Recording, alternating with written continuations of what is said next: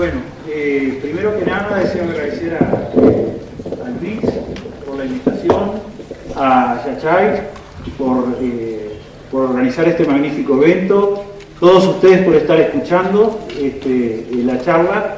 Y bueno, para tomar algunas cosas que hemos hablado, que se han hablado en las charlas anteriores,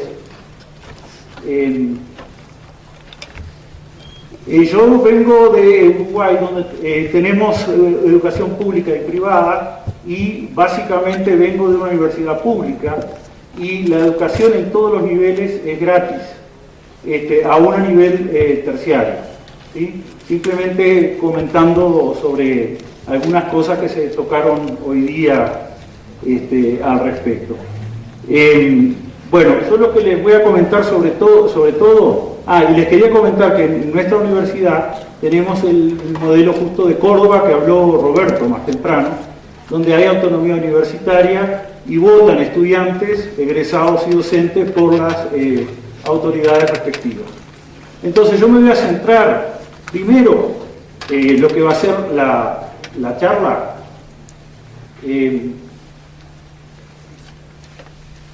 Lo que me voy a centrar primero es en hablar de la evolución del conocimiento. ¿Qué es el conocimiento? La evolución y la información. Y luego aplicar la evolución del conocimiento a los fenómenos que tienen que ver con la bioelectricidad. Entonces vamos a tocar algunos puntos como antiguos debates que existieron entre la electricidad animal y la metálica, el debate entre Galvani y Volta, cómo fue que se llegaron a los primeros conceptos de excitabilidad, lo que son los potenciales de acción y potenciales locales, corrientes iónicas, los canales iónicos, algo sobre biología molecular de canales iónicos, la evidencia que hay acerca de estructura tridimensional de estas moléculas y cómo podemos aplicar la teoría epistemológica de evolución al conocimiento relacionada a estos conceptos que estamos hablando, para terminar con qué es lo que pensamos puede ser el futuro en estas áreas y mostrarles algunas cosas al respecto sobre lo que se está haciendo. Entonces, como introducción, respecto al conocimiento, tenemos que es información útil para la solución de problemas que involucra en la comprensión de alguna cuestión particular. Entonces, las ideas y las teorías se construyen alrededor de conceptos y ellas son parte esencial del conocimiento humano. Hoy hablamos del conocimiento humano como tal y de la aplicación tecnológica del conocimiento humano, ¿no?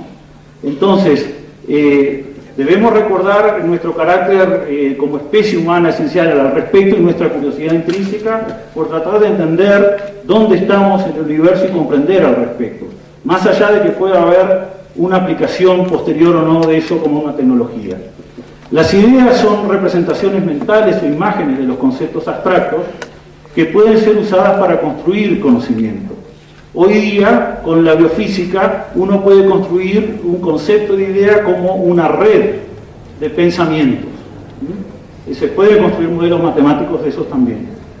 La teoría viene a ser un pensamiento racional generalizado que se basa en ideas para poder explicar varias variaciones que uno tiene en la naturaleza, siguiendo cuadros lógicos, digamos, ciertos marcos conceptuales lógicos, que siempre pueden ser probados. Es decir, siempre uno tiene que buscar la evidencia de cada cosa para saber en qué creer o en qué no creer. Tiene que realizar los experimentos y tiene que buscar la evidencia. Entonces, en cuanto a lo que hablaba hoy, por ejemplo, más temprano, para ligarlo con lo que hablaba ayer, por ejemplo, no solo podemos tener algo revolucionario por cambiar toda una rama de conocimiento que estaba equivocada bajo una premisa equivocada, sino que a veces pueden surgir ramas nuevas que van originando otras ramas. Por ejemplo, el descubrimiento de antibióticos no surgió contra nada, pero fue un descubrimiento que originó toda una nueva rama. Lo mismo puede ser, por ejemplo, el descubrimiento de la doble hélice del DNA. Entonces, ¿cuándo podríamos decir que hay algo revolucionario para el conocimiento humano? Como dijo Gerald, cuando se ponen en cuestión ideas que están aceptadas y son equivocadas, pero también cuando hay hallazgos que originan ramas de conocimiento que se pueden dispersar en el tiempo y que pueden ser probadas por muchas personas y laboratorios. Ese es un tema central en todo esto.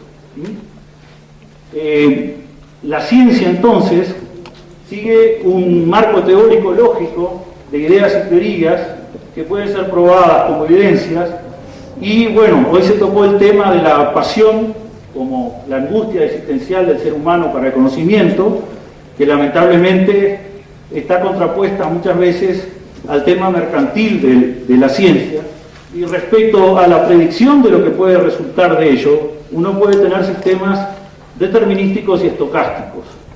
Mañana Lars les va a hablar de sistemas determinísticos que parecen ser estocásticos, como son los sistemas caóticos, que sirven a corto plazo.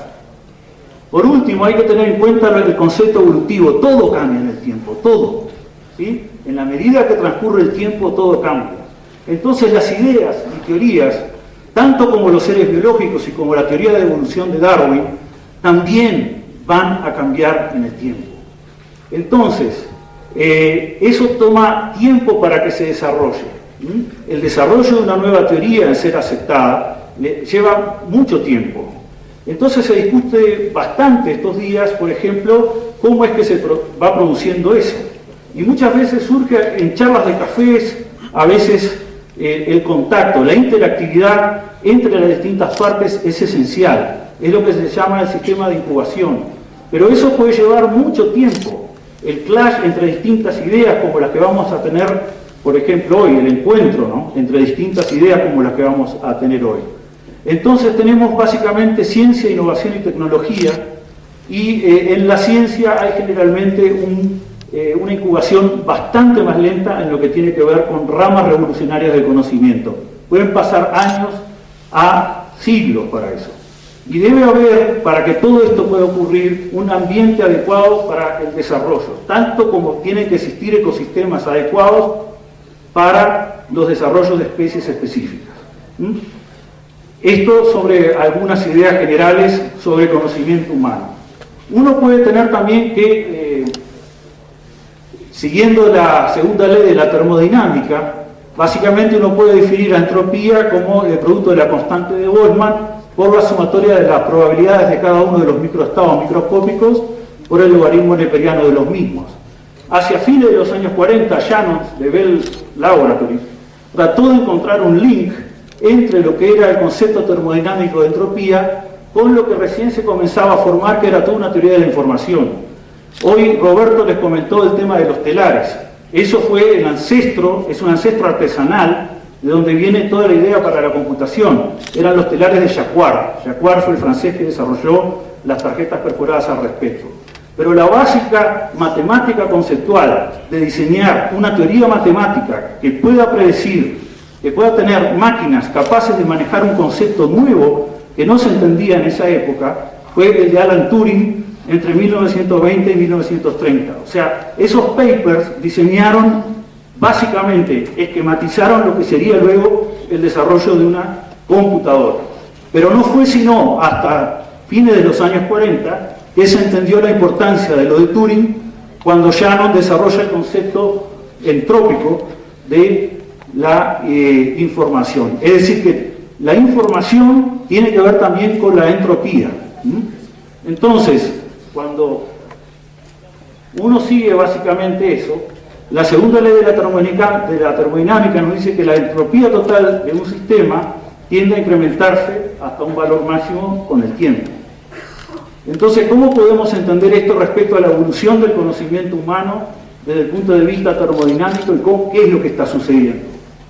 Bueno, básicamente esta es una representación pictórica donde tenemos un sistema más ordenado y otro más desordenado, y esto va a ocurrir espontáneamente de acuerdo a la teoría de la termodinámica. Ahora, lo que ocurre es que hay escapes laterales dentro de esta evolución y flujo de tiempo. Este es el tiempo que va corriendo, donde hay una caída permanente de información del sistema.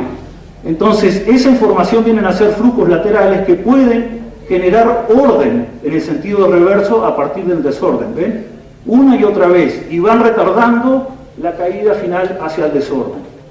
Entonces, esta forma de construir orden a partir de estos acoplamientos es un tema característico de la información y de la evolución, tanto para los seres biológicos como para las ideas. Y si uno quiere ver qué es lo que está íntimamente relacionado con la evolución, es que hay copias, pero que tienen modificaciones con el tiempo.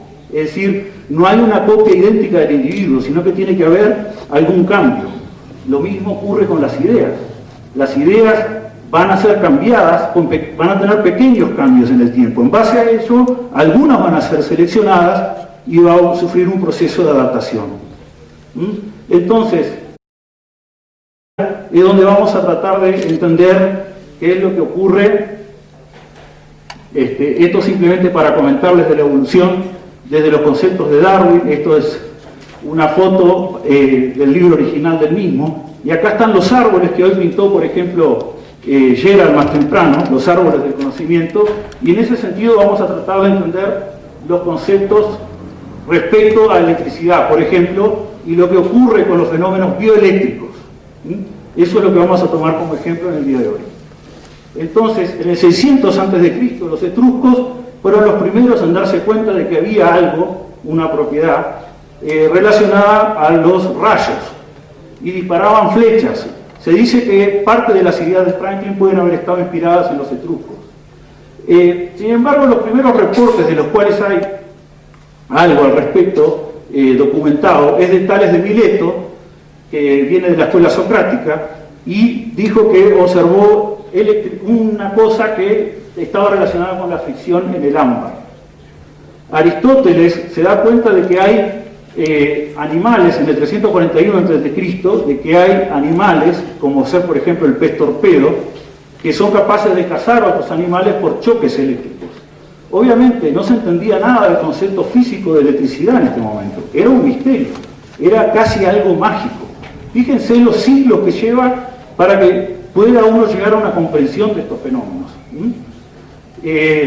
Bueno, inclusive se usa el torpedo en el 50 después de Cristo, ya las propiedades eléctricas se comienzan a usar para tratar de curar enfermedades. Pero el término electricidad como tal, el que usamos hoy día, no es tan antiguo, viene del año 1600, y lo acuña William Gilbert. Y lo que él hace es separar electricidad de lo que observaba con fenómenos de magnetita. Y eléctrico quiere decir que viene del ámbar, que eran los fenómenos originales que notaba Tales de Mileto. Entonces desde ahí se viene, desde el 1600, básicamente es cuando comienza a entenderse cada vez más el fenómeno de la electricidad. Entonces, una de las primeras cosas que ocurre en el siglo XVII es que lo primero que se designa, primero se tienen las fuentes de electricidad estática, pero después hay lo que se denominan los vasos del aire, que son básicamente similares a lo que es un condensador o capacitor. Eso estuvo antes que las resistencias como concepto en la humanidad. Y luego de ahí vino la separación entre cargas negativas y positivas, que fue un concepto al cual aportó Benjamin Franklin. Entonces, fíjense que hasta ahí teníamos los fenómenos eléctricos. Inclusive entre el 1600 y 1800 todos los fenómenos eléctricos eran vistos casi como que propiedades mágicas. Había grandes exhibiciones en lugares donde se hacían experimentos y se mostraban, pero no se entendía el fenómeno. Se lo veía como algo friki en su naturaleza, ¿no? Entonces, acá viene, por lo que me interesa, el gran debate que hay en el siglo XVIII, entre 1770 y 1800, básicamente de dónde viene la electricidad. Entonces, básicamente en el árbol evolutivo del conocimiento, de los conceptos, nosotros tenemos que ver que había gente que decía que había electricidad animal y gente que decía que la electricidad era un fenómeno de los metales, como ser, por ejemplo, voltas. Entonces, esta es la primera división de ramas que vemos respecto a estos conceptos. Entonces, Luigi Galvani es quien básicamente habla del concepto de electricidad animal. El primer experimento de Galvani comprendía tener un sistema generador de electricidad estática y veía que aplicándolo a ranas muertas era capaz de provocar una contracción. A ver si el video anda acá. no me andan los videos así, ahí lo pueden ver, ¿no? O sea, almacenaba básicamente la energía eléctrica en una jarra de Leyden y entonces provocaba la contracción de la pata de rana. Y esto es lo que se conoce como el primer experimento de Galvani. El segundo experimento de Galvani fue conectar en ranas muertas básicamente nervios que corresponden al tórax con lo que tiene que ver con músculos de la pata. Entonces, cuando hacía eso, él observaba que había contracciones. La conclusión de Galvani con estos experimentos es que había algún tipo de electricidad animal, que había fenómenos eléctricos en los animales. Esto alimentó muchas cosas. Galvani se muere a fines del siglo XVIII, pero Aldini, que es sobrino de Galvani, continúa los experimentos con quienes son ejecutados a muerte en Inglaterra. Y entonces aplica todos los conceptos que tenía Galvani, pero a seres humanos.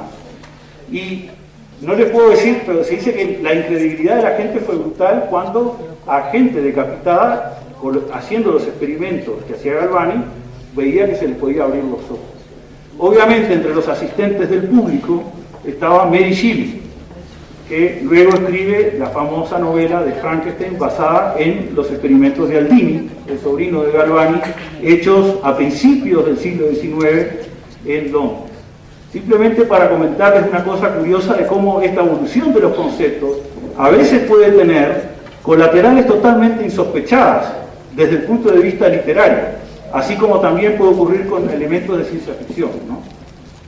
Que no están restringidos solos a la ciencia. Ahora, fíjense qué pasó con el otro concepto. Bueno, Volta estaba en la Universidad de Pavia y Galvani en la de Bolonia, y eran universidades rivales.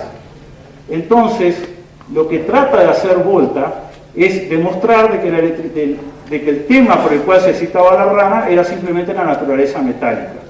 Entonces eso es lo que lleva a la generación de una pila, como las pilas que vemos hoy día, el ancestro de las pilas que vemos hoy día, que es la pila de Volta o batería. Y lo que hizo fue poner cobre y zinc separados por una solución electrolítica. Luego con los experimentos de Faraday, que eran más bien empíricos en Inglaterra, y luego con el desarrollo de Maxwell, es que viene todo el desarrollo físico de la electricidad, del cual no nos ocuparemos. Vamos a seguir viendo qué ocurría con el concepto de electricidad animal de Galvani. Entonces, fíjense que una de las cosas que comienza en el siglo XIX a notarse es que el concepto de excitabilidad, ya esa palabra aparece en el siglo XIX en la jerga. Entonces, de los primeros experimentos que hay al respecto, siguiendo también lo que hizo Volta con las pilas, pero ahora lo hizo uniendo trozos de patas de rana. Ven que es como una pila, pero de músculos.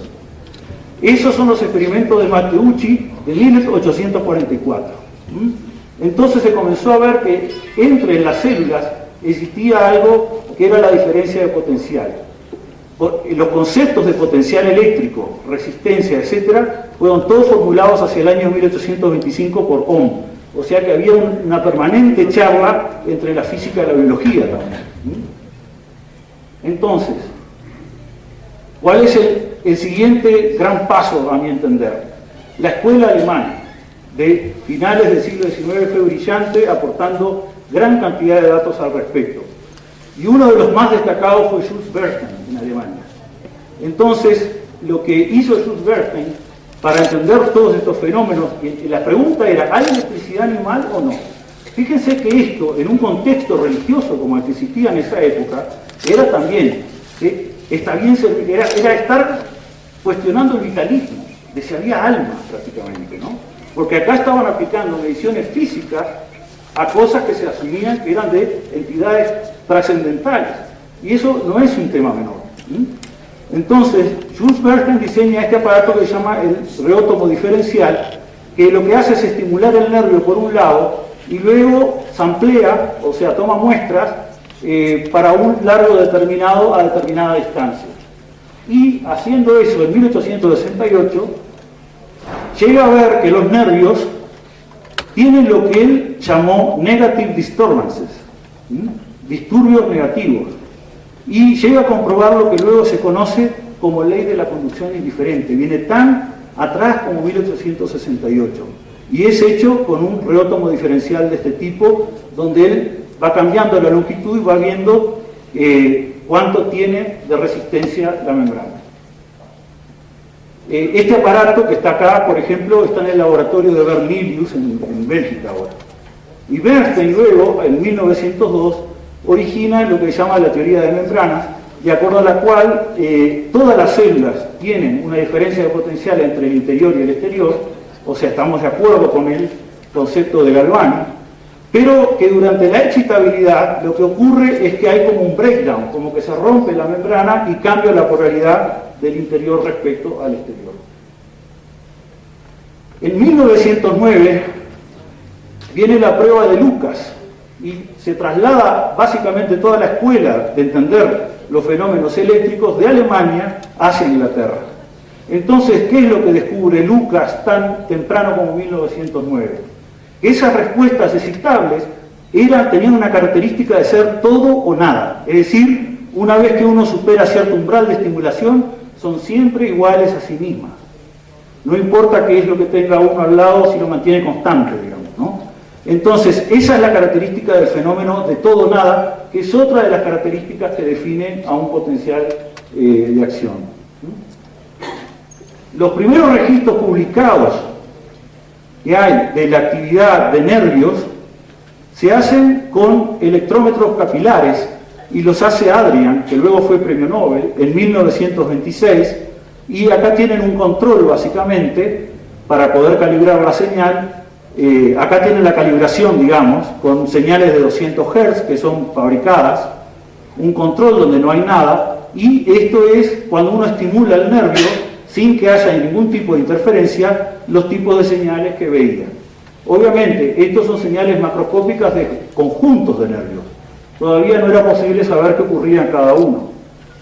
Entonces, fíjense que en el árbol del conocimiento de lo que son los conceptos de excitabilidad y electricidad, llegamos de la excitabilidad ahora a distinguir potenciales de acción, los potenciales locales y lo que es el potencial de reposo.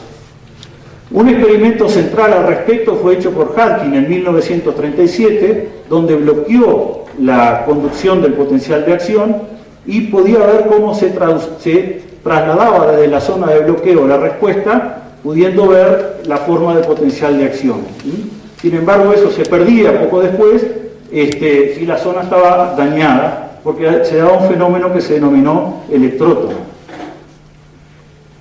Ahora, a fines de los años 30, fíjese cómo el conocimiento puede venir de los lugares más insospechados. ¿Qué fue lo revolucionario que cambió todo lo que se conocía al respecto? La aparición del axón gigante de calamar. Nosotros los seres humanos deberíamos hacerles monumentos a los calamares al respecto, en ese sentido, por todo lo que ha ayudado a la comprensión de los fenómenos eléctricos. Porque este calamar tiene estos axones que cuando uno los va a ver son sumamente grandes en comparación con los que los rodean.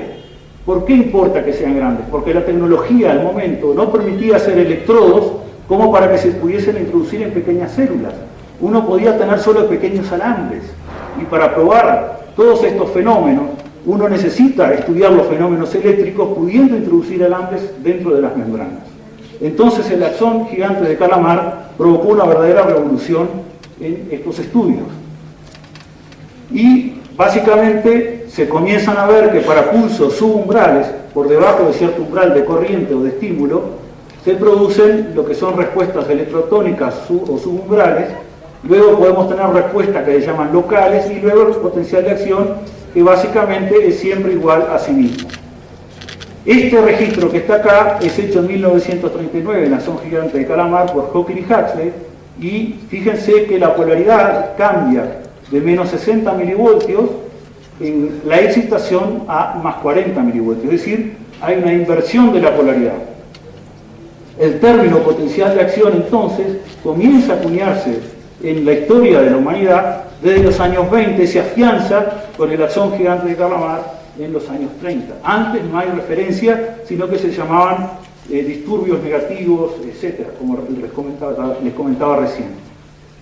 Respecto a los potenciales de acción, es crítico también que hubo grandes contribuyentes a la idea, como Corey Curtis en Estados Unidos, que, basados en la idea de Bernstein, de que debía haber un cambio de resistencia, con el largo que ven acá, cuanto más largo sea esto, quiere decir que menor es la resistencia.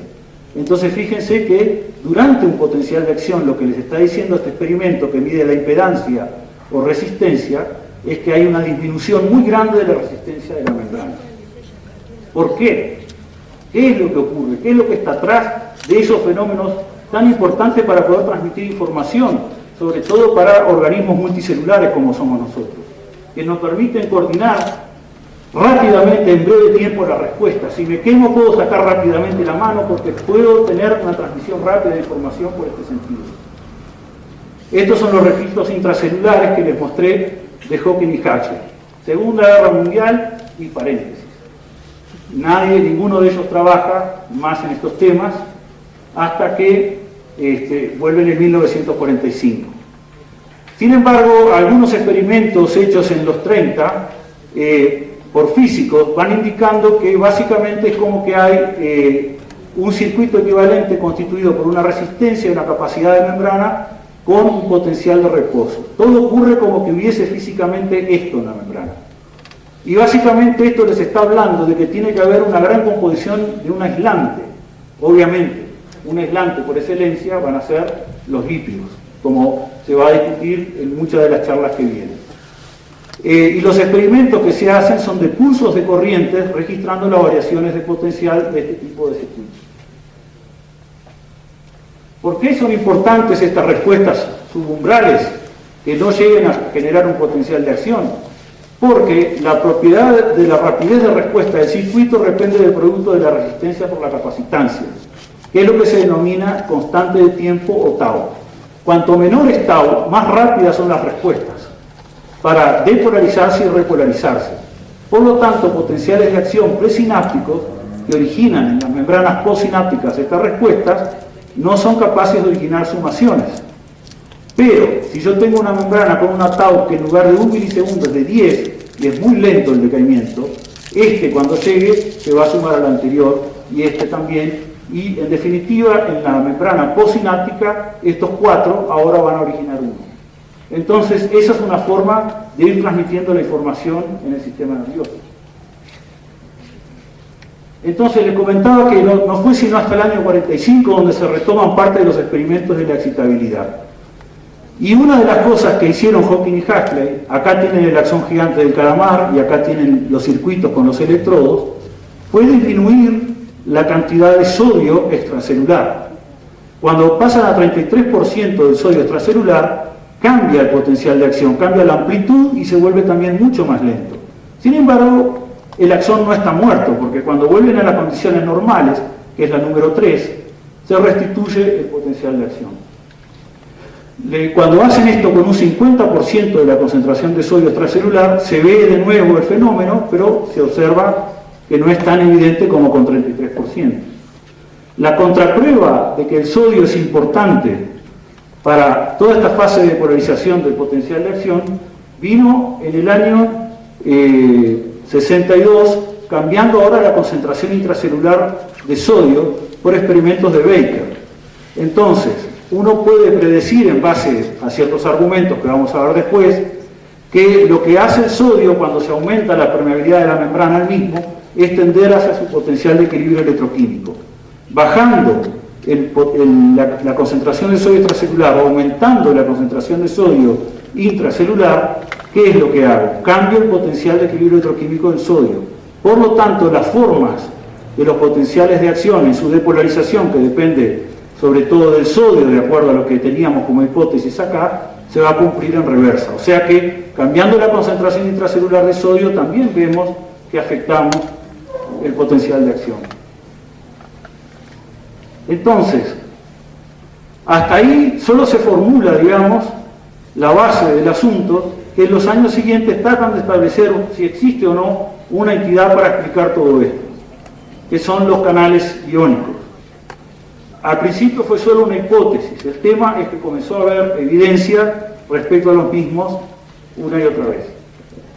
Entonces, básicamente lo que hubo que hacer para entender si existían o no estas vías preferenciales de pasaje de iones, eso básicamente los iones van a ser los portadores de carga de esta electricidad animal, fue diseñar un circuito que permitiese ahora dar pulsos no de corriente como en el current clamp, sino que pulsos de voltaje. Para eso uno tiene que medir la corriente, compararla con un potencial comando y aplicarla a una célula determinada. Entonces uno puede medir las corrientes que pasan a través de la membrana. ¿Por dónde van a pasar esas corrientes? Por esas supuestas entidades hipotéticas que no había ni idea en ese momento, a las cuales llamamos canales iónicos. Entonces, en el 52, Hatkin hace estos experimentos de clampeo de voltaje, también desarrollados por Marmont y Cole en Estados Unidos, y puede ver que cuando hay hiperpolarización, básicamente no tiene ninguna corriente. Acá hemos eliminado los trazos de corrientes capacitivas que deberían existir al respecto, por usos controles adecuados. Lo hizo Hawking, no yo. Cuando hay un pulso que va de menos 65 a 0 milivoltios, es decir, cambio el potencial a través de la membrana, se puede ver que hay una corriente que al principio es negativa y luego es saliente. Y esas son las corrientes que están atrás de este proceso de polarización de la membrana. El tema es que no se puede deber al sodio, pero esta entrante probablemente sí. Entonces, si yo resto de esta total, esta que no tiene, me quedo solamente con la corriente de sodio. Y se veía que la corriente de sodio era entrante, negativa, que tenía una activación muy rápida y que también, a pesar de tener el pulso, tiene una inactivación. Obviamente hay al menos dos corrientes indicando toda la fenomenología que vemos. Otra forma de probar esta hipótesis es buscando el punto donde invierte el potencial, que es el potencial del equilibrio electroquímico, donde invierten las corrientes, ¿no? Y eso se puede ver que para el sodio ocurre entre más 50 y más 70 milivoltios. Fíjense cómo estas corrientes entrantes pasan a ser salientes ahí.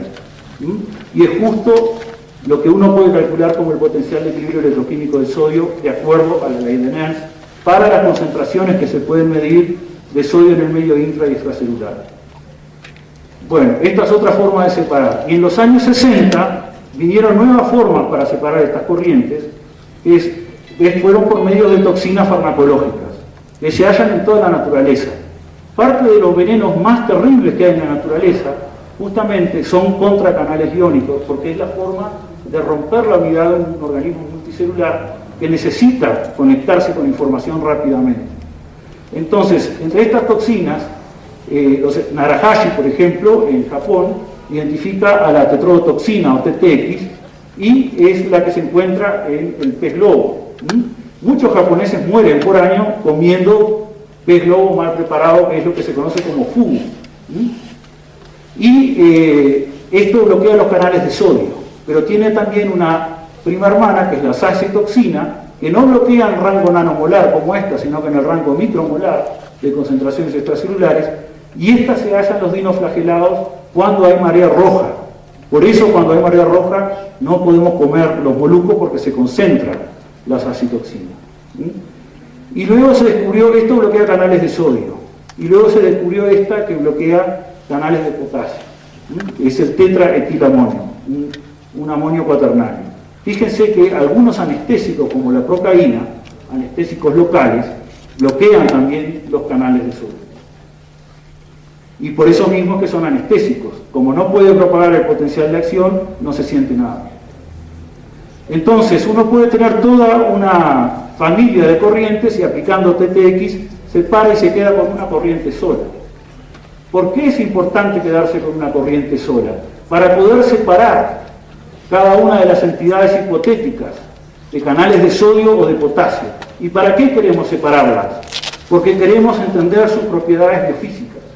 ¿Cómo responde el canal de sodio, si es que existe? ¿Cómo responde el canal de potasio, si es que existe? ¿Cómo los puedo caracterizar? Entonces, lo primero que tengo que hacer, luego de haber identificado todo eso, es separarlos. Entonces, acá tenemos el concepto de conductancia. Entonces, fíjense que de acuerdo a la ley de Ohm, B es igual a R por I, digamos, ¿no? El voltaje es igual a la resistencia por la corriente. Pero es más conveniente pasar a la resistencia al otro lado, entonces me queda 1 sobre R, que en lugar de ser dificultad al pasaje de corriente, va a ser ahora facilidad. Escribiendo eso para una rama, como podría ser una representación física de un canal iónico, podemos escribir que la corriente por la rama que conduce ese canal va a ser igual a la conductancia del canal multiplicada por la diferencia de potencial menos el potencial de equilibrio. Y el potencial de equilibrio obviamente está dado por la ley de Nernst. Tiene otra ventaja expresar todo en términos de conductancias, y como ustedes sabrán, cuando uno tiene resistencias en paralelo, la resistencia 1 sobre la resistencia equivalente es igual a 1 sobre R1 más 1 sobre R2, etc. Cuando uno hace todo con conductancias, uno solo suma. La conductancia de la membrana es la suma de todas las conductancias individuales. Entonces, una vez que uno separa eso, fíjense que si yo tengo, de la expresión anterior, si yo tengo la corriente iónica, conozco el voltaje y el potencial de equilibrio electroquímico, esto dividido esto, ¿qué es lo que me va a dar? La conductancia. ¿Y la conductancia qué me va a dar? La característica de respuesta de esos canales iónicos para el sodio o para el potasio. Entonces, eso fue lo que hicieron Hawking y Huxley. Entonces, esta es la familia de curvas de la conductancia al sodio y de la conductancia al potasio para cada uno de los mismos. Lo otro que se vio es que la conductancia al sodio, igual que las corrientes, obviamente, a pesar de que el pulso esté presente, caen a cero. Es decir, el canal de sodio, aparte de poder estar cerrado o abierto, tiene un nuevo estado, al cual llamamos inactivado. Quiere decir que se tranca y queda como refractario a nuevos estímulos, cosa que es importante para explicar la refractariedad. El canal de potasio del taxón gigante de Calamar, en tanto, no exhibe esos fenómenos. Entonces, para un circuito equivalente para el caso de pulsos supraumbrales, tiene que considerar no solo la bicapa lipídica, sino que las distintas vías de permeación con estas distintas corrientes iónicas. O sea, por el canal de sodio, ¿qué ion va a pasar preferentemente? El sodio. Y por el canal de potasio, el potasio. Eso implica que estas entidades, si existen, tienen que ser selectivas. Aparte de tener una alta permeabilidad de los mismos, deben ser selectivos. Entonces, fíjense que el potencial de reposo, y para entender la base de la citabilidad, de acuerdo a lo que realizaron Goldman, Hawking y Katz en el año 49, si uno mide las concentraciones intra y extracelular para potasio, sodio y cloruro, puede hallar los potenciales de equilibrio electroquímico de cada una de las principales especies iónicas que hay. Aplica simplemente esto que es la ley de Nernst. La ecuación de Goldman, Hawking y Katz deriva básicamente la segunda ecuación a raíz de los flujos de cada una de estas especies iónicas. Dice cuál va a ser el potencial de membrana en base a la permeabilidad que exista para el sodio, para el potasio, para el cloruro y las concentraciones de cada una de estas especies en el medio intra o extracelular. ¿Qué está diciendo esta ecuación? Si mi membrana es muy permeable al potasio, estos términos básicamente pueden despreciarse. Por lo tanto, el potencial de membrana tiende al potencial de equilibrio electroquímico del potasio, que es de alrededor de menos 90 milivoltios para las concentraciones que está. Ergo, dado que hay una permeabilidad muy alta al potasio en condiciones de reposo, por eso es que es parte de la explicación de por qué tenemos esos potenciales negativos. Hay todo un fenómeno de Kirtonan asociado también al cual no voy a entrar. Entonces, fíjense que esto les está diciendo eso. Si yo vuelvo en cambio la membrana muy permeable al sodio, puedo despreciar estos términos y esto me queda como el potencial de equilibrio electroquímico del sodio, que es más 63. Es decir, que es como que voy a tratar de despolarizar la membrana en tanto exista esa permeabilidad alta a esos canales. Si yo lo apago y vuelvo a esta, vuelvo para abajo. Entonces genero una onda de potencial. Eso lo puedo representar también con un circuito eléctrico de este tipo. Y en vez de hablar de permeabilidad, puedo hablar de conductancias. Es decir, el potencial de membrana tiende a ser el que tiene el ion más permeante o el ion que tiene más conductancia. Entonces, fíjense que acá tengo el potencial de equilibrio electroquímico del sodio y acá el del potasio. El potencial de acción, que es una respuesta que toma unos pocos milisegundos en el caso del nervio y del músculo, y en el axón gigante de Calamar, fíjense que esto coincide básicamente con las medidas que ya había hecho Bernstein en el año 1868, y en el pico hay una inversión de la polaridad. Y sobre todo la despolarización se va a dar porque tiene que aumentar la permeabilidad del sodio, y eso hace que todo el potencial de membrana quiera tomar qué valor. Tiende a tomar el valor pero no llega nunca. Eso mismo se traduce por un aumento importante de la conductancia del sodio. Sin embargo, luego hay una repolarización, que es en parte dada porque se inactivaron esos canales de sodio, como recién vimos, pero también porque se activan los canales de potasio, que como veíamos en los slides anteriores, son bastante más lentos que los anteriores, que los de potasio. ¿Cómo se propaga el potencial de acción? Bueno, en reposo todas las pilas están orientadas de la misma manera y no hay circulación de corriente. Pero cuando hay un potencial de acción, puede haber ahora circulación de corriente y se forman circuitos de corrientes locales. Esto básicamente va a depolarizar la zona de membrana adyacente, y si llega al umbral como para abrir suficientes canales de sodio, como para que se autorregenere el proceso, comienza a propagarse. Esto se vio que en el caso de los axones mielínicos del sistema nervioso periférico solo ocurría a nivel de lo que denominamos nodo de Ranvier. Estos experimentos fueron realizados por Hartley y Stanley en el 49, y se puede ver como solo en esos casos existe un registro del potencial de acción.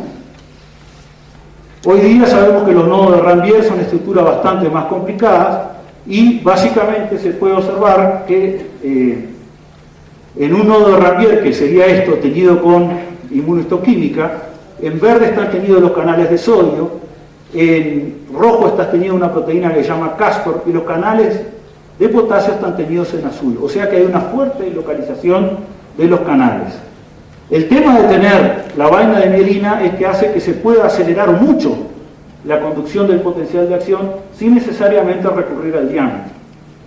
Por lo tanto, esto es esencial. Y esto tiene un correlato esencial en la patología, porque hay una gran cantidad de enfermedades que son desmielinizantes, como la esclerosis múltiple, por ejemplo. Entonces, en esas enfermedades desmielinizantes se produce una propagación muy lenta del potencial de acción, porque se pierde la vaina de mielina y se pierde esta arquitectura. Esto simplemente para mostrarles algunos de los que están en ese nivel.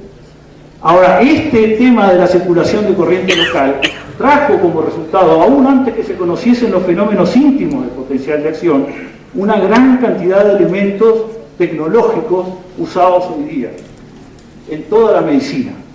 Porque dado que existen esos circuitos de corrientes locales, es como que yo puedo tener dipolos básicamente en el exterior de la célula. Entonces, con electrodos extracelulares puedo realizar registros de las diferencias de potencial. Y eso es lo que da lugar a lo que hoy está en todo tipo de hospital, el electrocardiograma. Es posible registrarlo gracias a que existe una propagación del potencial de acción a nivel miocardio. Pero no solo ese, también tenemos el electroencefalograma como correlato de estos circuitos locales de propagación del potencial de acción. Y no solo ese, también tenemos el electromiograma. No solo ese, también tenemos la velocidad de conducción, potenciales evocados, todos básicamente basados en este tipo de medidas. Y van a ver al final, les voy a mostrar cómo estos son verdaderas ramas que van a arrancar nuevas construcciones de conocimiento humano, al menos a mi entender. Otro tema interesante que se dio con la inactivación fue estudiar cómo era que se producía ese proceso de inactivación, que es como un cierre refractario. Y se pudo medir la constante de refractariedad por Dodge en 1963. Fíjense que cuando uno aplica un pulso muy cercano a otro, la corriente de sodio prácticamente no existe. ¿Por qué? Porque el canal de sodio está inactivado, cerrado y trancado. En la medida que espacio los pulsos más, puedo recuperar la corriente de sodio. Cuando uno aplica pronasa, uno puede remover la inactivación del canal de sodio. Entonces esos experimentos se hicieron ya en los 70. Estamos en los años 70, nos quedan unos 15 minutos y voy a terminar. Entonces, fíjense que hemos llegado más o menos a esto. Estamos en los años 70 y el gran tema era poder medir todo eso en cada uno de los canales y diseñar una técnica que permitiese medir eso.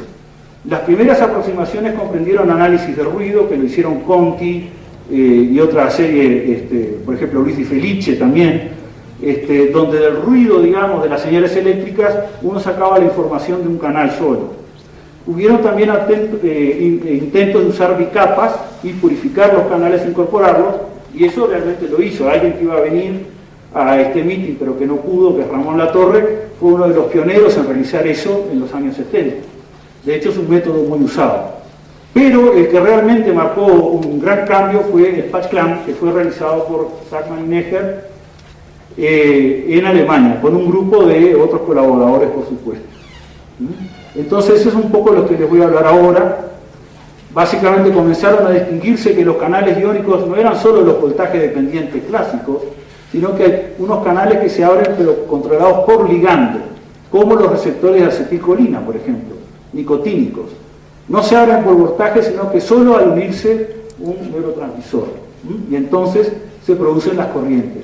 Fíjense que con esta técnica uno pudo tener el registro de la corriente por un solo canal, por una sola proteína. Pocas técnicas hacia ese momento, hacia los años 70, permitían obtener la idea de una población de proteínas y también el registro de la actividad de una sola, que es lo que se llaman registros de canal único de single channel. Entonces el estado del conocimiento para fines de los años 70 es que los canales dependientes de voltaje, que son los que me voy a centrar sobre todo, es que tenían un filtro de selectividad, por eso pueden distinguir sodio y potasio, tienen una compuerta y obviamente tienen un sensor de voltaje, por eso son capaces de responder al voltaje a través de la método. La técnica del Patch Clamp, acá tengo toda una animación flash, que creo que la voy a saltear dado que no tenemos mucho tiempo, y básicamente comprende adosar una pipeta a una célula y entonces genera una zona de alta resistencia entre este punto y pudiendo medir ahora solo este pequeño parche de membrana. Patch es parche. Entonces esta configuración se llama on-cell o cell attach y puede medir los canales únicos en este lugar. Pero uno también puede romper esto y medir el registro macroscópico de muchos canales en toda esta bolsita que es la célula. Y puede separar y medir en inside out, o puede separar desde acá y medir en outside out. Estos son algunos registros que hacemos en mi laboratorio en Uruguay con miocitos cardíacos al respecto, aplicando esta configuración. Entonces, fíjense el poder de esta técnica que da todas estas posibilidades. Zachman y Neher, obviamente, al igual que Hawking y Hartley antes, tuvieron el reconocimiento en estos trabajos con el premio Nobel, varios años después. Entonces, esto lo que permitió fue medir la permeación y la selectividad y caracterizar la conductancia de cada uno de los canales individuales aplicando la ley de Ohm que ya vimos. Y lo que se vio, por ejemplo, cuando se estudió la selectividad y cómo es que se produce el pasaje del ion a través del canal, es que no es tan sencillo, no es que ocurre un pasaje así nomás. Existe en realidad una interacción estrecha, existe interdependencia de los iones adentro del poro del canal. Se pueden medir las permeabilidades relativas de un ion respecto a otro, pero no voy a entrar en esto que involucra toda una serie de conceptos que quizás parte de la audiencia no lo tenga, como es por ejemplo la relación de flujos de Using y cómo básicamente eso es cambiado respecto a lo teórico cuando uno hace el experimento. Esto lo hicieron Hawking y Keynes en el 55 y se le llamó el efecto del poro largo, y indica que los iones están pasando por el canal. Esto en este caso son iones de potasio, y fíjense cómo puede haber interacción entre uno y otro, porque este que está acá va a experimentar la repulsión de este y también va a experimentar la interacción de este. Por lo tanto, el pasaje y la permeación no es una cosa tan sencilla como que se abre y pasa como por un tubo. Hay interacción. Otra forma de ver esta interacción es en un fenómeno que se llama fracción molar anómala, donde cuando uno mezcla distintas especies iónicas puede ver que una desaparece y luego aumenta la corriente a la otra. Eso se ve sobre todo en canales de calcio. Y esta es una de las cosas que más quería traerles a colación para entender de que el pasaje no es como por un tubo simplemente.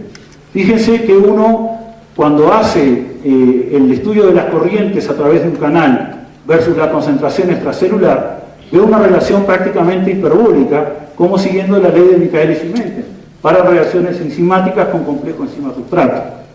Entonces, cuando uno hace eso aplicado a la conductancia, puede ver que hay una conductancia máxima y que hay un Km también de los canales, afinidad del poro del canal por cada uno de los iones respectivos. Entonces, ¿por qué es que se da esa distinta selectividad? Entonces, los iones en agua, para empezar, de acuerdo a la teoría de David Hacker, están hidratados. Entonces, está el ion, pero hay una nube de moléculas de agua rodeándolo. Fíjense que el potasio es más grande que el sodio, pero tienen distintas nubes. Para poder pasar el ion por el canal, va a tener que deshidratarse, va a tener que perder el agua que lo tiene, y eso involucra cierta energía. Entonces, en el filtro de selectividad de los canales, lo que tiene que haber son grupos carbonilos que permitan sustituir, acá está el canal, ¿ven? Estos son los grupos carbonilos, y sustituyen básicamente a las aguas que rodean al potasio. Cuando la exactitud es bastante marcada, puede pasar el ion por ese canal, por lo tanto este canal es selectivo a potasio. Fíjense que el sodio es menor que el potasio, y sin embargo, por este canal, que es un canal de potasio, no puede pasar. ¿Por qué no puede pasar? Porque la energía para deshidratarlo es muy alta ahora, porque no hay un ajuste exacto de la dimensión del radio iónico del sodio deshidratado con cada uno de los oxígenos de los grupos carbonilos dentro del canal. ¿Sí? Entonces, por eso es que hay canales de sodio, canales de potasio, canales de calcio, y todos son distintas proteínas que van a tener también distintas connotaciones.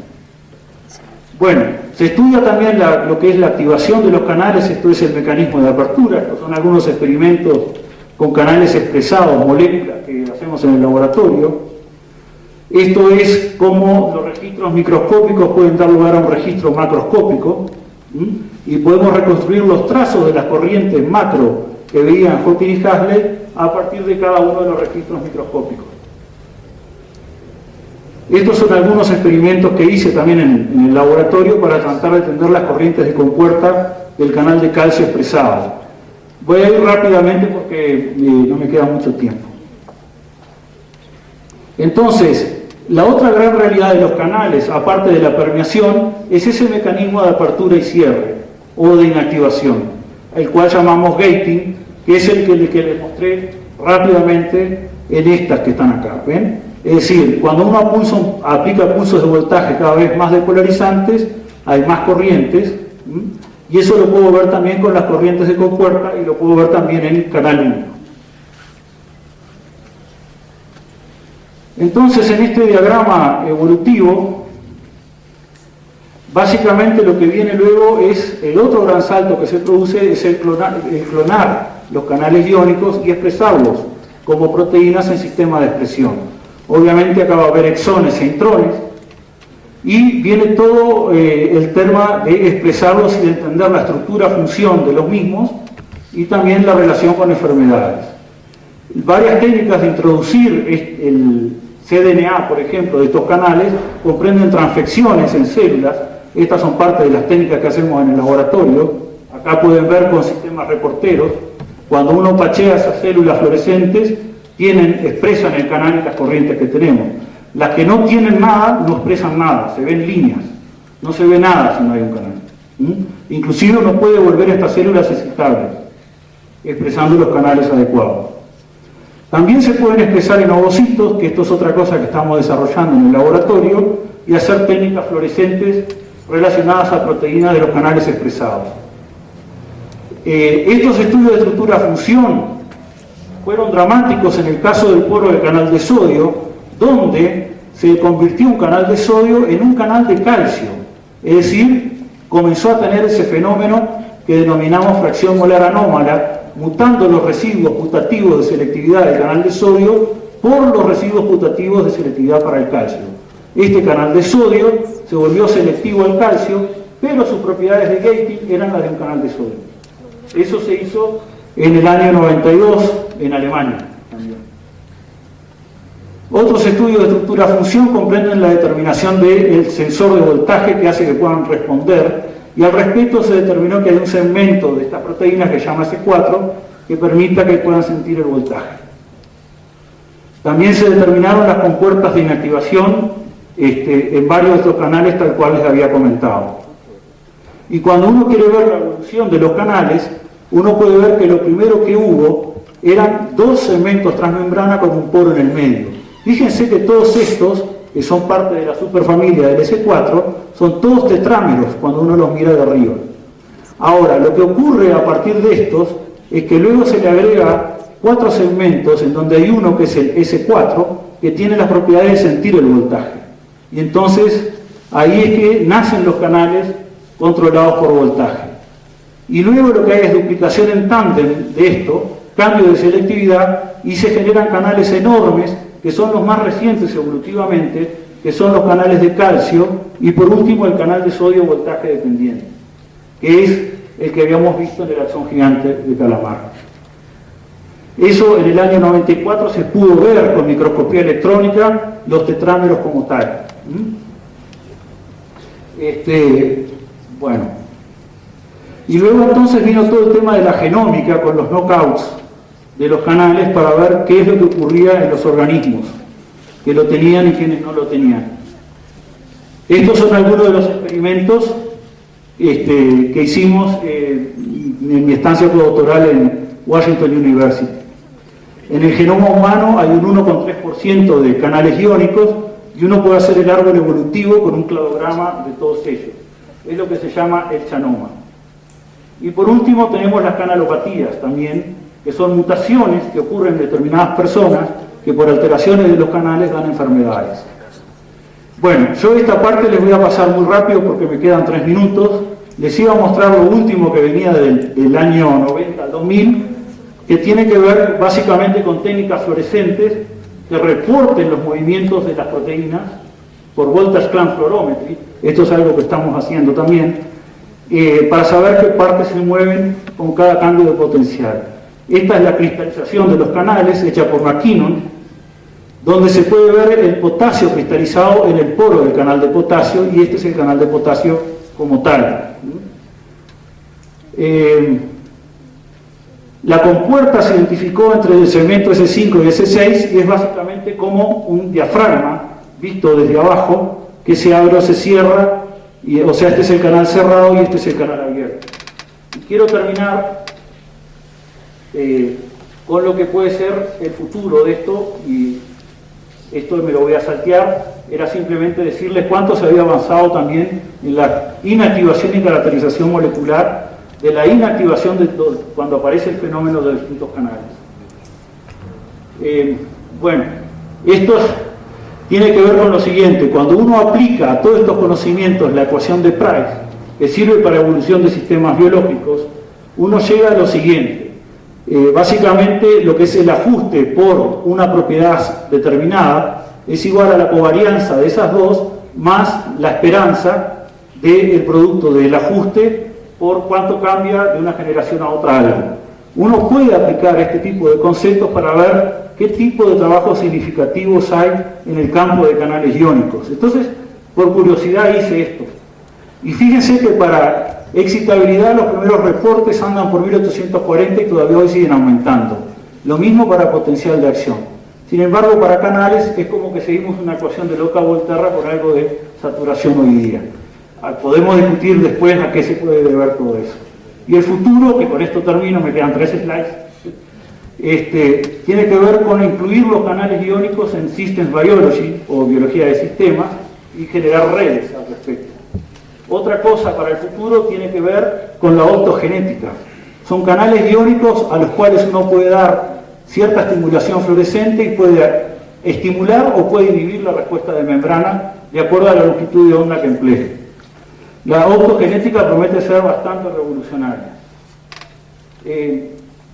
Lo otro que hay es la interfase de neuronas. Esto es el futuro, interfase de neuronas con chips electrónicos que han permitido cosas realmente increíbles, y como Por ejemplo, pueden ver acá, esta señora es parapléjica, esto es del año 2013, y con todas esas ecuaciones de teoría de campo, etcétera, aplicadas, más la interfase de circuitos electrónicos con neuronas, se puede hacer que con el pensamiento la señora pueda controlar un brazo robótico, es parapléjica, controla el brazo robótico y puede tomar los objetos que desee.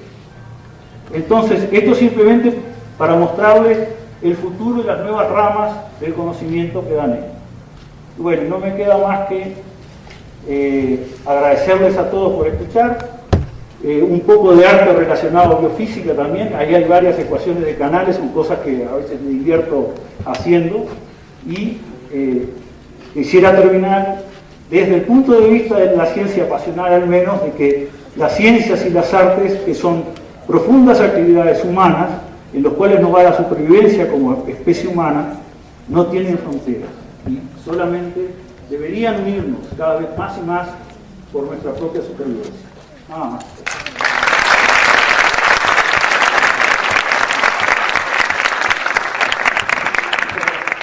Muchísimas gracias al doctor Ferreira por su interesante presentación.